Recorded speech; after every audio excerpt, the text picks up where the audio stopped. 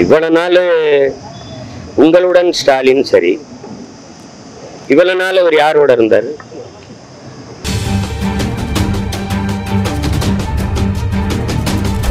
கேட்டா மேலிட உத்தரவு. யாரா அந்த மேலிடம்? ஏன்டா அந்த மேலிடம்? எதை மேலிடம்?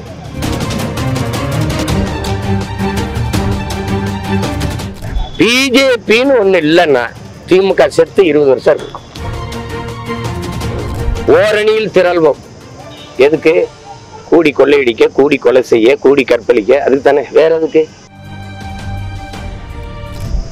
4.5 வருஷம் 4.5 ஆண்டுகள் ஆட்சியில் இருந்துட்டு இந்த தேர்தல் வரும்போது ஒரு காதல் வரும் பாருங்க. தோண்டப்பட்ட குழிகள் மூடப்படும், சாலைகள் போடப்படும். ஒவ்வொரு வீடு தேடி போகுது. எது போகுது? வீடு தேடி அரசு. இவ்வளவு நாள் அரசு யாரை தேடி போச்சு?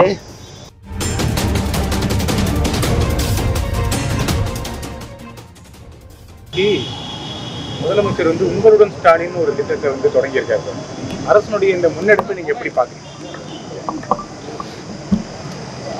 இவ்வளவு நாள் உங்களுடன் ஸ்டாலின் சரி, இவ்வளவு நாள் அவர் யாரோட இருந்தார்?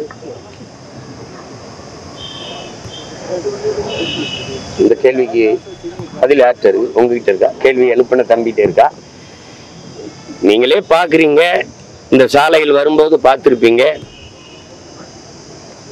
வீடு தேடி அரசு என்று ஒரு பாரவுந்துல தமிழ்நாடு அரசு முத்திரையே போட்டு அது ஒவ்வொரு வீடு தேடி போகுது. எது போகுது? வீடு தேடி அரசு.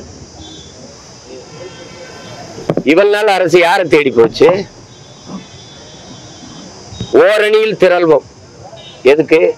கூடி கொள்ளையடிக்க, கூடி கொலை செய்ய, கூடி கற்பழிக்க. அதுக்கு தானே, வேற எதுக்கு? கூடி குடிக்க. வேற எதற்காக இந்த ஓரணியில் திரள்வோம்? ஓரணியில் எப்ப திரளுவிய? தேர்தலுக்கு 6 மாசம் இருக்கும்போது. அதுக்கு முன்னாடி என்ன பண்ணுவீங்க? என்ன பண்ணுவீங்க? என்ன பண்ணீங்க? நீங்க முதல்ல சொல்லுங்க. மொழி காக்கன்னு போட்டிருக்கீங்க. பக்கத்துல திராவிட பேரொழின்னு எங்க பாட்டனார் அயோத்திதாசருக்கு ஒரு மண்டபம் கட்டிடுது. சரி, சொல்லிட்டு போங்க திராவிட பேரொழி என்று. இவர் திராவிட பேரொழின்னா ராமசாமி ஐயா திராவிட இருட்டா? அவர் என்ன? சரி, திராவிட பேரொழியை எப்படி எழுதியிருக்குன்னு பாருங்க. திராவிட பேரொழி, அது படிங்கள. அங்கே ஒற்றெழுத்து இல்ல. ஏன் இப்ப இல்ல? திராவிட பேரொழியா திராவிட பேரொழியா? அது என்னது? இது அரசு எழுதுது பாருங்க. சென்னை கடற்கரைக்கு போங்க, நம்ம தமிழருக்கும் கீழே சென்னை இங்கிலீஷ்ல இருக்கும். தமிழ் வளர்க்கிறார்கள், மொழியை காக்கிறார்கள், மண் காக்கிறார்கள். இவளால் என்ன பண்ணாங்க? அள்ளி வித்து தின்று கொண்டு இருந்தார்கள். எந்த ஆற்றில் மண் இருக்கு? எந்த மலை இருக்குது? போகும்போது மலை மணலா எத்தனை பாரந்துகள் போய்கொண்டிருக்குன்னு பாருங்க. மண்ணை காக்கிறார்கள், மானம் காக்கிறார்கள். மானத்துக்காக உயிரை விட்ட ஒரு இனக்கூட்டத்தை மானங்கட்ட கூட்டமாக மாற்றி நிறுத்தி விட்டுட்டு இளவரச அரிசிக்கு 500க்கும் 1000க்கும் கையேந்த வச்சுக்கிட்டு வேட்டி சேலைக்கு இலவச திருமணத்திற்கு ஏங்கி நிக்க வச்சுக்கிட்டு பிச்சைக்கார கூட்டமா மாற்றி நிறுத்திட்டு மண் காக்க, மொழி காக்க, மானம் காக்க எப்ப வர்றீங்க? எப்ப வர்றீங்க? உங்களுக்கு என்ன பிரச்சனை? பிரச்சனையே 60 ஆண்டுகளா நீங்க தான். உங்க அப்பா, இப்ப நீங்க, அடுத்து இப்ப உங்க மகன், நீங்க தான் பிரச்சனை. நாட்டுக்கு பிரச்சனையே என்னன்னு தெரியாம இப்பதான் பிரச்சனை என்னன்னு தெரியும். 4.5 வருஷம் 4.5 ஆண்டுகள் ஆட்சியில் இருந்துட்டு இந்த தேர்தல் வரும்போது ஒரு காதல் வரும் பாருங்க. தோண்டப்பட்ட குழிகள் மூடப்படும், சாலைகள் போடப்படும், எல்லாம் நடக்கும். விளக்குகள், மின்சாரம் அணையாமல் கொடுக்கப்படும். இதுதான் என் உடன் பிறந்தார்களே தேர்தல் அரசியல், கட்சி அரசியல். என்றைக்கு இது இரண்டையும் கடந்து மக்கள் அரசியல் இந்த மண்ணில் மலருதோ அன்னைக்குத்தான் மகத்தான தலைவன் காமராஜரின் ஆட்சி இந்த மண்ணில் மலரும். இல்லைன்னா அது மலராது. சும்மா இவங்க காலங்காலமா இந்த ஏமாற்று பாருங்க. நீ பிஜேபி வந்துடும். பிஜேபின்னு ஒண்ணு இல்லைன்னா திமுக செத்து 20 வருஷம் இருக்கும். திமுகங்கிற கட்சி அழிஞ்சு 20 வருஷம் ஆயிருக்கும். யாராவது மறுக்க சொல்லுங்க. திமுகவை பதவியில் அமர்த்தினது ஐயா ஸ்டாலினா, ஐயா மோடியா? யாராவது மனச்சான்று இருக்கிற நெஞ்ச வச்சு சொல்லு. திமுக கட்சி உழைச்சி வந்துச்சா? பாரதிய ஜனதா வெள்ள வச்சிருக்கா? பாரதிய ஜனதா வந்துரும். குடுகுடுப்பக்கார மாதிரி ஊரோட அடிச்சு கத்துனது யாரு? இன்னும் 15 வருஷமா கத்துற. 15வது 3வது முறையும் வந்துட்டாப்ல. இப்பவும் பிஜேபி வளர விடக்கூடாது, பிஜேபி வளர விடக்கூடாது. அது எங்க வளருது? பிஜேபி வளர விடக்கூடாதுன்னு பேசுகிற பெருமக்கள், எதிர்கட்சியா இருக்கும்போது கருப்பு கொடியும் கருப்பு பலூனும் பறக்க விட்ட பெருமக்கள் ஆட்சிக்கு வந்தபோது வெள்ளக்கொடி பிடித்தது ஏன்? எதிர்கட்சியா இருக்கும்போது கோபேக் மோடி என்று முழக்கத்தை வைத்து நீங்கள் ஆட்சிக்கு வந்தது வெல்கம் மோடி என்று முழக்கத்தை முன்வைத்தது ஏன்? எனிமையா இருந்தவர் அதிகாரத்துக்கு வந்த பிறகு ஸ்வீட் எனிமையா மாறினது எப்படி? எப்படி அமலாக்கத்துறை சோதனை வந்தது, அது அமுக்குன மாதிரியே அமுல் ஆக்கமாயிருச்சு, எப்படி அமைதியாயிருச்சு? எப்படி வந்தார்கள், சோதித்தார்கள், சரி என்ன நடந்தது யாருக்காவது சொல்லுங்க, நீங்க எல்லாம் சொல்லுங்க. நேர்மையான ஊடகங்கள் நெஞ்ச தொட்டு யாராவது பேசுங்க. எங்கது 3 முறை நிதி ஆயோக கூட்டத்துக்கு வரமாட்டேன் என்று நெஞ்சு நிமித்தி சொன்ன நம்முடைய முதல்வர் ஈடி ரைடு வந்த ஓடி வாரே மோடின்னு போனது யாரு? அங்க போய் கையை பிடிச்சுக்கிட்டு கெஞ்சிக்கிட்டு நீங்களா? கெஞ்சி நீங்கள் இந்த அமலாக்கத்துறை அந்த சோதனையை மூடுனீங்களா, இல்ல எதிர்த்து நின்று போரிட்டு முன்னீங்களா?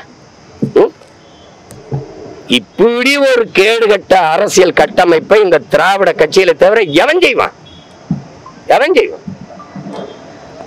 இந்த நாட்டுல எல்லாம் பெண்ணிய உரிமை பேசும், எல்லாம் பேசும். எனக்கு எதிராக மாதர் சங்கம்லாம் போய் மண்டிட்டு மனு கொடுக்கும், முறையிடும், எழுத்து போராடும், எல்லாம் பண்ணும். இந்த ரிதன்யான ஒரு தங்க வரதட்சணை கொடுமை, பாலியல் துன்புறுத்தல்ல தற்கொலை பண்ணி சேர்த்திருக்காரு. வாழ வேண்டிய ஒரு மலர், ஒரு பூ, ஒருத்தர் பேசல. ஒரு அரசியல் இயக்கம், முற்போக்கு பெண்ணிய உரிமை பேசுற பெருமக்கள், பெரியாரின் பெரும் தொண்டர்கள், பெண்களுக்கு எல்லா உரிமையும் பெற்றுக் கொடுத்தவர்கள், வரதட்சணை வாங்கி துன்புறுத்தி ஒரு பெண்ணை, வாழ வேண்டும் என்று கனவோடு போன ஒரு பெண்ணை, அந்த வீட்டு பெண், உங்க வீட்டுல பெண் இல்லையா? உங்களுக்கு உடன் பிறந்தவர் இல்லையா? உன்னை பெற்றவள் தாய் இல்லையா? பெண் இல்லையா?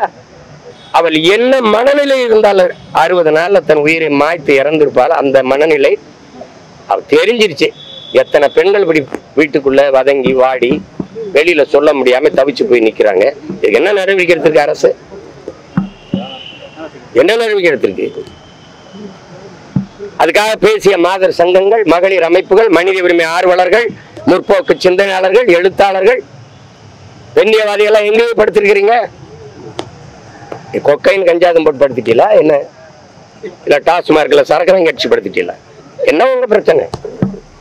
தேவைன்னா வாய் திறப்பிய, தேவையில்லைன்னா வாய் திறக்க மாட்டீங்க. மனித உரிமை ஆர்வலர்கள்லாம் எங்க? எதிர்கட்சியா இருக்கும்போது ஜெயராஜ் பெனிக்ஸுக்கு ஏறி குளித்த நீங்கள் தம்பி அஜித்குமார் மரணத்துக்கு அமைதியா படுத்தது என்ன? வாய்க்குள்ள கவிக்கால போட்டு ஓட்டிக்கிட்டு படுத்தது என்ன? ஏன் இதெல்லாம் தொடச்சேரிகிற காலம் வரும். என் தாத்தனுக்கு நான் மரியாதை இருந்த கதை போட்டு நான் யோசிக்க போயவன்.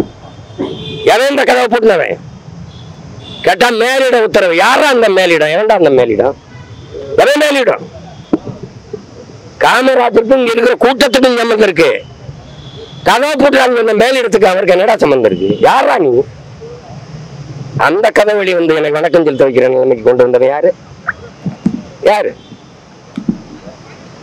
இந்த திராவிடங்க எப்படி ஆட்சி செய்வாங்க? தீரன் சின்னமலையா 2 கவுண்டர் அமைச்சர் அனுப்புறது, தெய்வ திருமகன் தாத்தா முத்துராமலிங்க தேவருக்கா 2 தேவர் அமைச்சர் அனுப்புறது, இமானுவேல் சேரனுக்கா தேவேந்திர 2 தலைவர் அனுப்புறது, அழகுமுத்து கோன் நம்ம பாட்டனுக்கா 2 கோனாரில் 2 பேர் அனுப்புறது, தாத்தா காமராஜருக்கா எவனாவது 2 பேர் இந்த நாடார்ல இருந்தானா அனுப்புறது.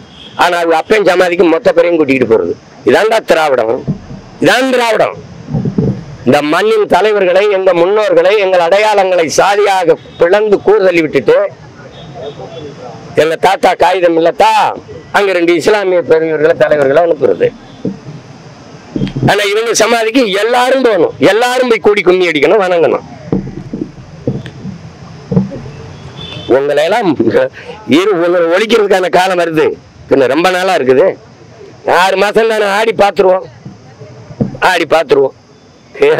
யார் ஆட்டம் சிறப்பா இருக்குன்னு ஒரு தடவை பார்த்துருவோம். தாத்தாவை அவன் புகழை போட்டுற நாள்ல இருந்து சொல்றேன், பிறந்த நாள்ல இருந்து பார்ப்போம். உண்மையிலேயே நல்ல ஆட்சியை, நல்ல அரசை இந்த மக்கள் விரும்பினாங்கன்னா என்ன நடக்கும்னு தெரியும்ல, பார்த்துருவோம்.